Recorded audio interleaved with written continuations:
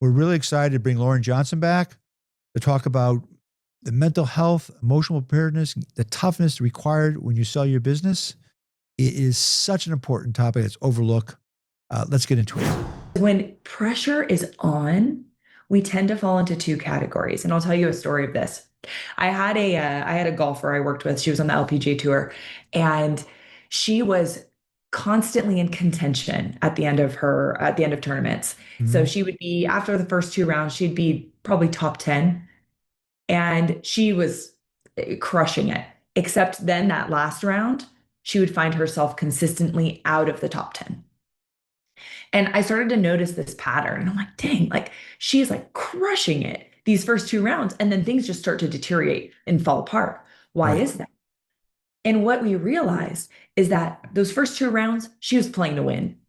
When you're playing to win, you understand mistakes are a part of the process. You're willing to take on challenge and risk. You play aggressive, you play proactive. Where then, after she had these results, she went into what I like to call protection mode. And then she went from playing to win to playing not to lose. And so then she was afraid to make a mistake. She was hesitant. She was reactive. She avoided challenge. She avoided risk. But the interesting thing is, both mindsets, they both have the same goal, which is to win. But one performs from a place of power and the other from a place of fear.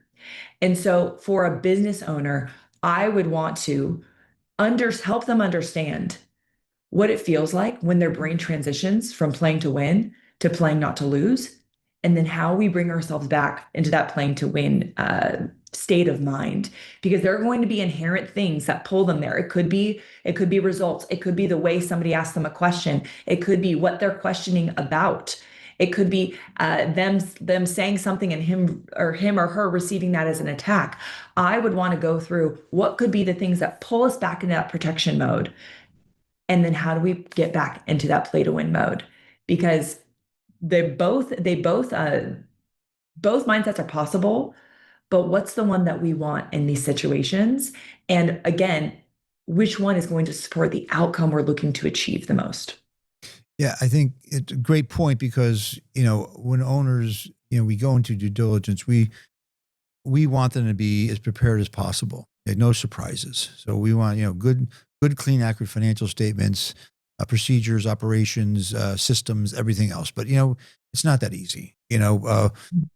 People delay things, they put things off, and they may be working an old accounting system, or they don't have the right financial person in house, and you're going into this, and we take a deep dive into finances, but things could come up, right, that you weren't prepared for. And so we always say, invest in these things because it's going to make the outcome a higher value to you, not just in price, but also in your state of mind, how you feel about things, your employees, your culture.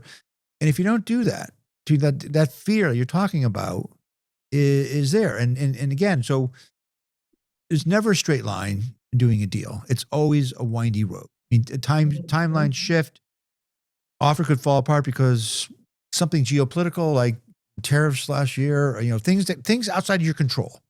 And Yep. so, trying to get someone to stay invested, because as I always say to our clients, if you got yell at me, don't yell at the buyer. Just voice your frustrations to me and let's talk through them.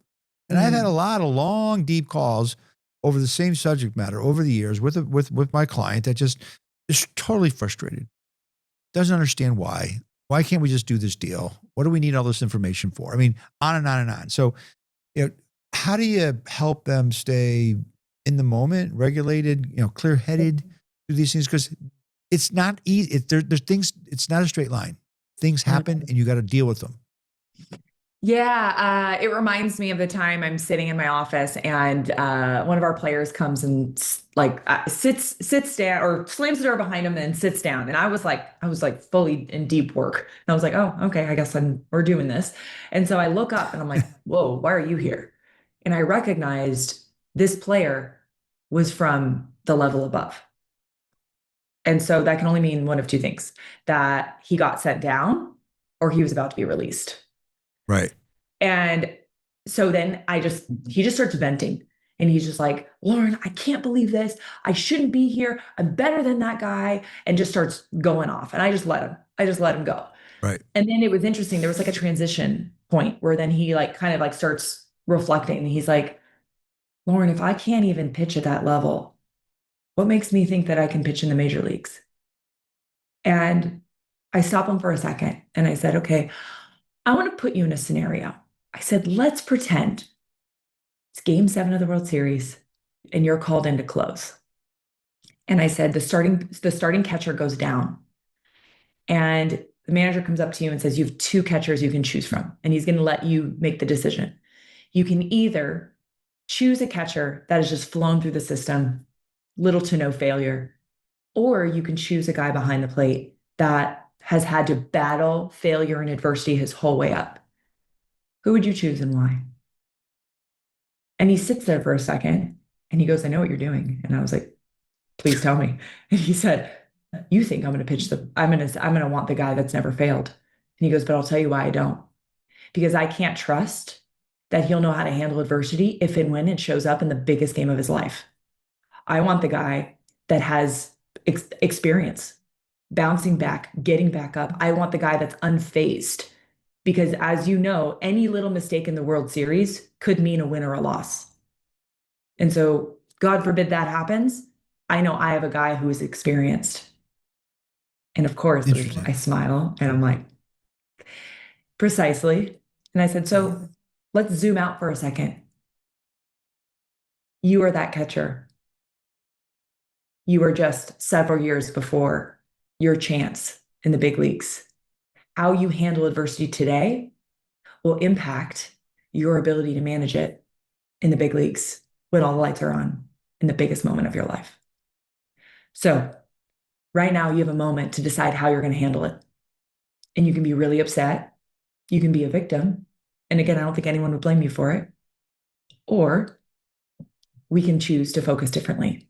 And so then I told him the story of a Navy SEAL. He was climbing on a rock above Las Vegas, like near the Las Vegas Strip. And he was a retired Navy SEAL and he was climbing with his team. And he said that, I'm halfway up on the rock when I was just overcome with fear. He's like, I was frozen. I couldn't move. And he said, I'm looking up at my teammate and it's freaking me out because he's climbing without a rope. And he goes, I look down at the rest of my teammates and they're behind me and they look so small. And it's like making me realize how far the fall is. He goes, and then one of my guys yells from above and says, hey man, stay in your 3-foot world. And he's like, I didn't even know what that meant, let alone like trying to figure it out when I'm under that much stress. So I just yelled back, like, what do you mean, bro? And he's like, I can't climb for you. Your other teammates can't climb for you. Stop looking out at the Vegas Strip. What are you going to do? Gamble your way to the top?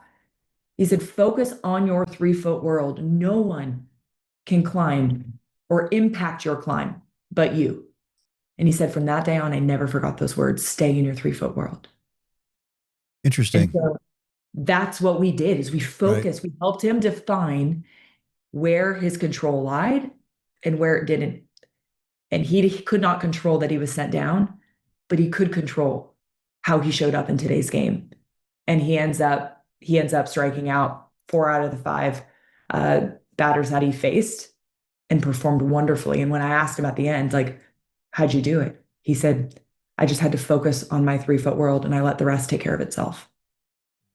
Block out all those exterior factors that are not have an impact on what you're trying to do, right? So, it's a great story analogy to what a business owner goes through. So, you're working with these athletes that are at peak performance, where they have, of course, everybody, but New York especially, but they got stuff going on in their personal lives, but they can't bring it to the field, right?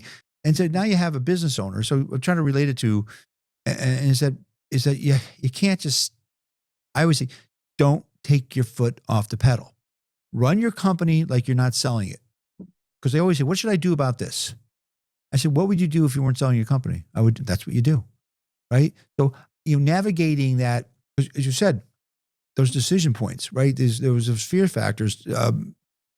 There's a lot. You're running a business and then you're also selling. And so you're getting pulled in 2 different directions. and going through the so what are some ideas you have or mechanisms? Because, one set of things is their normal life. And if you let the business end spill over to that, you may show a frustration that you never saw with some of your key employees, or really, scream at one of your suppliers or a million things, but because it's not driven by running your business, but all this other stuff that's coming on you, how do you manage that, keeping those two separate? Right, right. And it's hard. It is really hard. You have to create boundaries for those things. And I actually heard a story recently. It was my friend Justin Sua. He tells the story about a military like special operator, and he said that he was really struggling going from work home, and he would carry it home. And so he said what he had to do is to create a boundary before he walked in the house. And so he said he number one, he would change out of his work clothes before he drove home because he said there was something that when he was wearing his uniform he identified with work. So number one, he would change, but number two, he had a sticky note on his dashboard that said, how do I want to show up at home?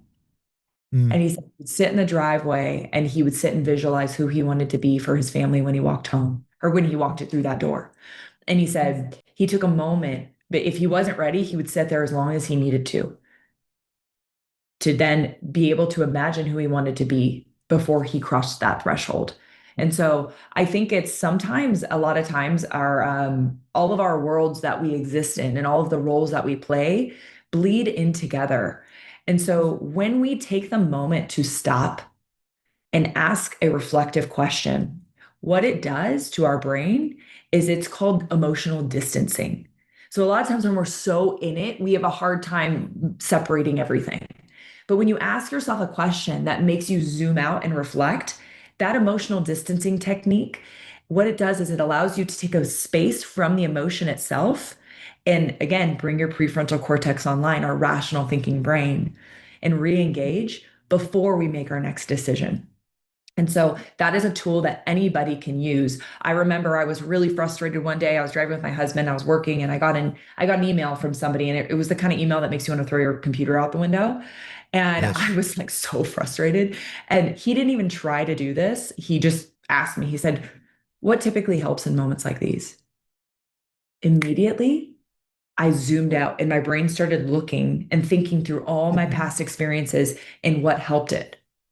And it created this emotional distance from the moment that I was in. And I was like, not respond, giving myself 24 hours for the emotions to pass before I respond.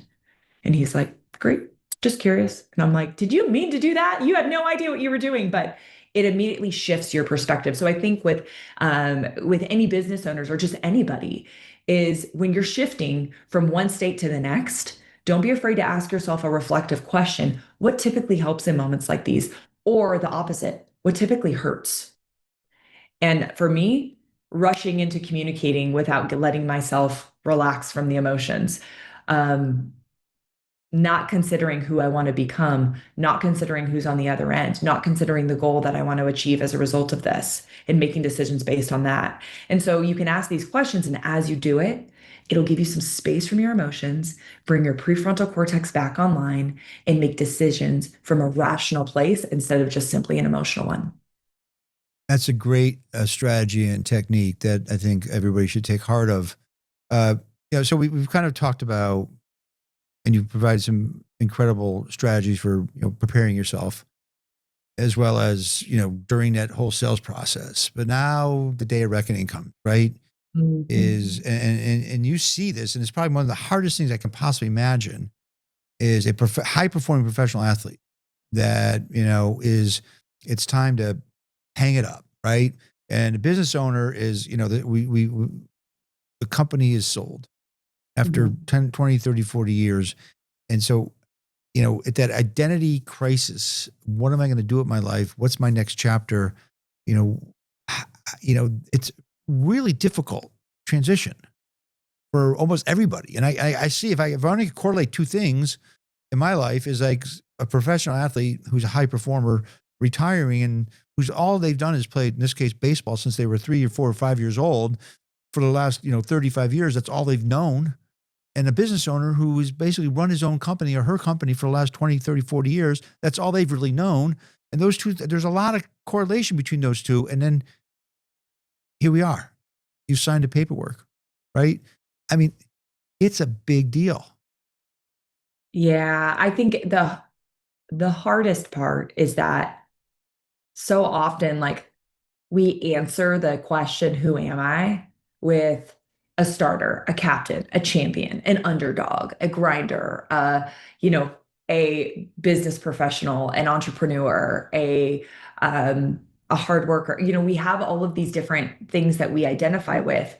And a lot of times we confuse our role with ourself. And so we will identify with our title, but who we are within that title is more about ourselves than our title itself. I will never forget it. When it was my senior year of college, third game into my senior year, I just come back from my fourth concussion Oof, and I had received my fifth one. And I went up for a header, and simply heading the ball gave me my fifth concussion, which means that, you know, my head was not in a good place and it wasn't safe for me to play anymore. right. And while I wasn't going to become like, you know, like the next like Alex Morgan by any means, um, I had a really hard time realize like, who am I? Like, I was always Lauren the soccer player, Lauren the athlete, Lauren the fill in the blank.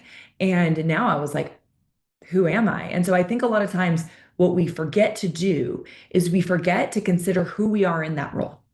What are our traits that are with us, regardless if our title is athlete, parent, business owner? What are those things that don't change as you evolve through all these titles in life?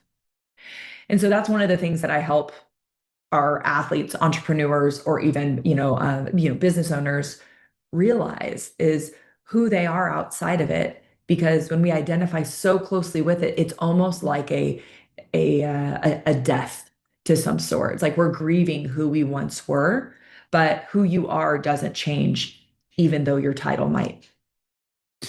That's a good point. I mean, it's interesting because once you sell the company, it doesn't just end. There's a integration transition period. You stay on for some time. So hopefully with some of the strategy you're providing to a business owner, listening today, that they could start utilizing those techniques. So when whether it's 6 months, whether it's a year, or whether it's 2 years, I mean, things will change, right? You don't own the business anymore or control the business anymore.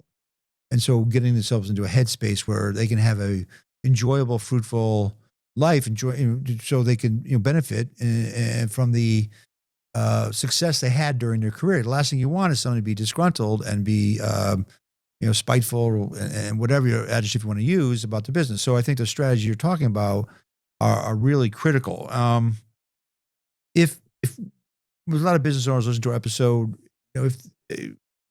if there's a takeaway from this, from what you do, what would you, for them today, what would you recommend for them to think about from a emotional perspective to get ready, from a mental perspective to get ready? What would be one thing that you would really like to share with them?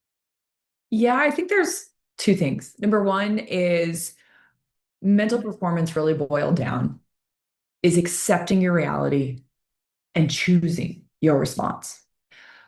What that means is it doesn't mean you have to like your reality. It doesn't mean every aspect of it has to be approved by you, but it's recognizing what is in front of you and going, this is reality. And this is what I'm going to choose to do about it. And the first step to making an elite choice is to define where your power does and doesn't lie. And we touched on that earlier. Mm-hmm. The easiest way to do this is draw a circle on a piece of paper. And on the inside of that circle, write out all the things that are within your control. And on the outside of the paper, write all the things outside of your control. And then ask yourself this question: where am I currently spending my mental currency? And if it's on things outside of your control, the question then becomes, how can I redirect my attention within the circle? Because the effort you spend outside of your control is wasted, but the effort you spend within it becomes really effective. And when you just think through it in your brain, it's easy to get everything mixed up. When you write it out and you see it on paper, You can't ignore it. And it's actually a fantastic mirror for all of us. Now, what it doesn't mean is you don't ignore the things outside your control, but you recognize you have no power to change them. And it may inform what you're going to do to your perspective within your control, to your next move within your control. And as you can understand, number one, we accepting your reality and choosing your response. And number two, before we choose our response, understand where our power does and does not lie. That is the first step to making an elite decision. Well, what you do is so important. I think that business owners that we work with would benefit greatly from what services you do and provide, your experience level working with high caliber athletes as well as executives. I know that you're looking for, you have some other projects that you're working with right now that is taking this to a different level. With I'd love to just share with the audience other things you're working on right now. Yeah, so I've spent 13 years just focusing all of my time, effort, and attention developing grown-ups. And I am now starting another company, and it is called Mental Reps Co. You can go and follow us online. And I have now translated all the things that I have taught to my pro athletes, my executives, my Fortune 500 companies, and I've now created a line for kids ages 3 to 6 to really teach them how to develop their minds at a very young age. So I hope that you'll come and follow me. But again, it is for those parents that really want to develop their children from the inside out and to make them stronger as a result of it. I think that's a great idea, a great concept, and it's never too early to start. And before we wrap up, just how does the audience get a hold of you today, your business? Yeah, so I would go to, and my website is the best place to go. It's laurenjohnsonandco.com. And that's where you can learn about my services. You can connect with me. And that's probably the best place to get in touch. Well, this has been terrific. I truly appreciate you coming on. Your content, what you do is so overlooked, so important. Again, we said at the beginning of the episode, 90% of what I do is really managing emotional preparedness for our clients and dealing with their concerns.